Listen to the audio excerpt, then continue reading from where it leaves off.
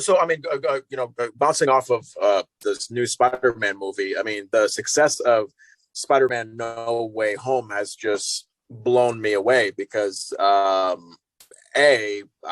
never seen a movie that has become like this gigantic globally, Right. and B, and B, considering the fact that throughout the pandemic, it's been very, very tough for movies to make any decent kind of money in the theaters. The fact that you have this movie coming during the pandemic, when I think that there have been other superhero movies that have been released within the last 2 years, but then you have something about Spider-Man No Way Home that just comes in, and all of a sudden you hear that it's the third highest grossing movie of all time. Yeah. Now, from your perspective as the guy, as one of many who's watched the movie, what were your thoughts? I mean, is there something in that movie that you can say to yourself, okay, yes, I can see why this movie is as successful as it is?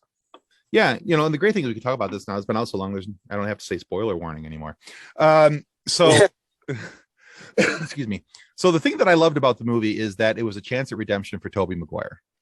It was a chance at redemption for Andrew Garfield, because for both of those actors, their first movies were pretty good. Past that, the sequels to their own movies were pretty forgettable, especially Spider-Man 3 with Tobey Maguire. That's just a train wreck hellscape of a movie. So for me, it was, and Tobey's been crapped on for years and years. I don't think he's the best Spider-Man. Actually, I really enjoy Andrew Garfield as Spider-Man. And I really enjoy Tom Holland as Spider-Man.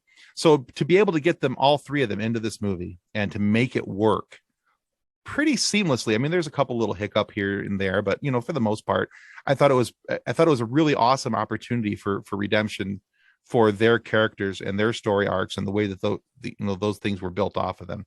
So, and I know Tom Holland's like, the Spider-Man right now, but I wouldn't even mind, because of the way that this multiverse thing is shaping up, I wouldn't mind seeing another Andrew Garfield story written properly, not the Spider-Man 2 trash that we were handed, but in that kind of storyline.